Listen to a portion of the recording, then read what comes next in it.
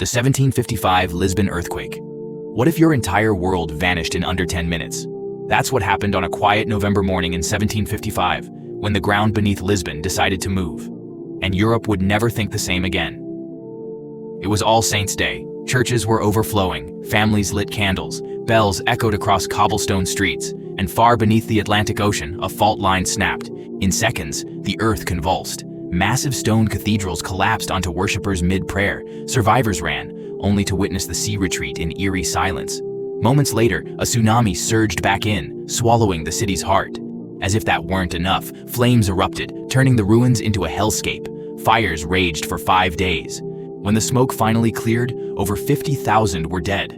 But the real aftershock wasn't geological. It was psychological. Europe began to question everything. How could such horror strike during a holy day? Why had divine buildings fallen first? Voltaire turned to philosophy. Kant turned to science. Engineers turned to blueprints. The result? The first whispers of seismology and the earliest attempts at earthquake-resistant architecture. Lisbon's destruction wasn't just a tragedy. It was a turning point, and centuries later, we still live in the world that moment created. But that wasn't the last time nature redrew the map of Europe. Because next, the sea would rise again, and this time, it wouldn't be Portugal's coast in its path. The North Sea flood of 1953. What if the sea came knocking and didn't stop? On the night of January 31st, 1953, the North Sea stopped being a neighbor. It became an invader. At first, it was just wind, howling, restless. But then, that wind joined forces with a high tide, and together they built a monster. A storm surge rose like a silent assassin in the dark. It crashed into the coastlines of the Netherlands and eastern England, ripping apart everything in its path. Dikes, those centuries-old guardians of Dutch life, crumbled like sand. Sleeping villages vanished. Entire families were swept from their beds and into the icy black water. In a matter of hours, over 2,500 lives were lost, most of them in the Netherlands. But the flood didn't just drown land, it woke Europe up. In the aftermath, the Dutch launched a response unlike anything the world had seen: the Delta Works. A system of dams, storm barriers, and artificial islands, all designed to do one thing: keep the sea in its place. The UK followed with the Thames Barrier, now standing like a steel wall between London and disaster. This wasn't just reconstruction, it was a transformation. Europe stopped asking if the sea would strike again, and started preparing for when. But the next killer wouldn't be loud. It wouldn't crash or surge. It would creep in, invisible, and suffocate tens of thousands in silence. Shall we keep going with that one? Let me know if you'd like me to continue to the 2003 heat wave in the same tone. The European heat wave of 2003. It wasn't wind, it wasn't water, and it didn't make a sound. In the summer of 2003, death came not with a bang, but with a suffocating silence. Day after day, the sun scorched Europe like an open flame held to skin. Temperatures climbed past 40 degrees Celsius, 104 degrees Fahrenheit, and refused to fall. Asphalt bubbled, rivers withered, cities became ovens. In Paris, the morgues ran out of space. Nearly 15,000 people died in France alone, most of them elderly, many of them forgotten, alone in stifling apartments. Across Europe, the final toll exceeded 70,000 lives, not from fire, not from war, but from heat and neglect. The real tragedy? It wasn't the temperature. It was how unprepared we were. There were no warning systems, no cooling centers, no national plans to protect the vulnerable. But the silence didn't go unheard. Governments acted, new alert systems rolled out, social programs expanded, infrastructure evolved. Europe learned the hard way that climate disasters don't always come with thunder or tremors. And just as the continent caught its breath, the skies darkened, because the next disaster would arrive not on the ground, but in the air. Geological eruption, Iceland, 2010. It started in Iceland, on a volcano whose name most people couldn't pronounce. But within days, it was a name no one could ignore. Geological erupted in April 2010, sending ash clouds billowing into the sky. Not lava, not smoke, but fine, microscopic shards of volcanic glass, invisible to the eye, deadly to jet engines. Airplanes were grounded across Europe. Over 100,000 flights canceled. Stranded passengers turned airports into makeshift cities. Business ground to a halt. Families were separated. Billions in losses, and all of it caused by a volcano beneath a glacier thousands of miles away. It was the largest air traffic disruption since World War II. And a wake-up call. The skies, we learned, were more fragile than they looked. In the fallout, aviation authorities rewrote volcanic response protocols. Satellites began tracking ash in real time, and Europe was reminded that even in a hyper-connected world, nature still holds the power to unplug everything. And while travelers were stuck on the ground, Italy would soon discover the dangers of pushing progress uphill. The Vajont Dam disaster, Italy, 1963. In the mountains of northern Italy, it was hailed as a masterpiece, a towering dam nestled between cliffs, promising clean power and modern progress. But beneath that calm reservoir, something ancient and unstoppable was stirring.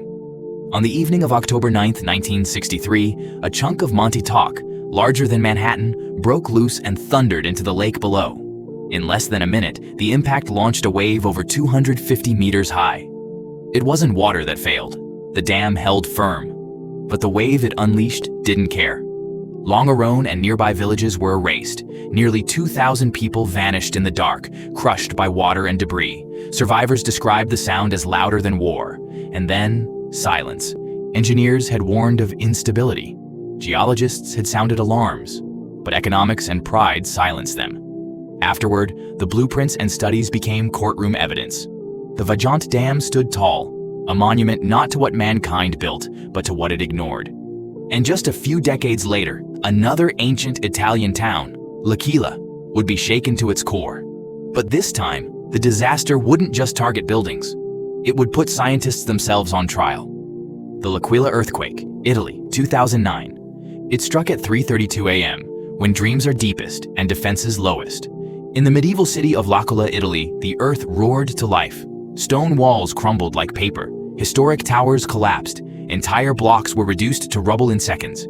People ran barefoot through shattered streets, calling out for loved ones lost in the dark. By sunrise, 308 lives were gone, thousands injured, and centuries of history lay in ruin. But the shaking wasn't over. In courtrooms and headlines, another kind of quake was about to unfold. 7 scientists were put on trial, not for causing the quake, but for failing to warn about it. The case ignited outrage around the world. Were they scapegoats for a tragedy no one could predict? Or had public trust in science been quietly undermined? The verdict changed how Italy and the world communicated seismic risk. Today, alerts are clearer, protocols stricter, and responsibility more defined. But the L'Aquila quake left more than cracks in buildings. It cracked open a debate. How do we balance uncertainty with responsibility?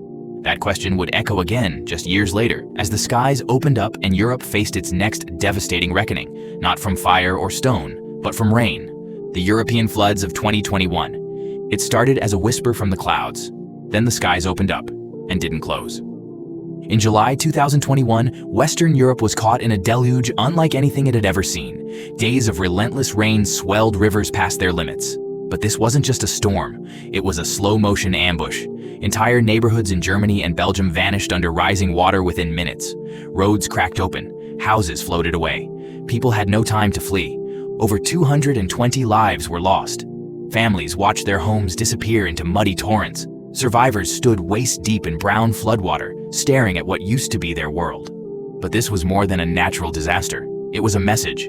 Scientists had warned that climate change would supercharge storms. Few had listened.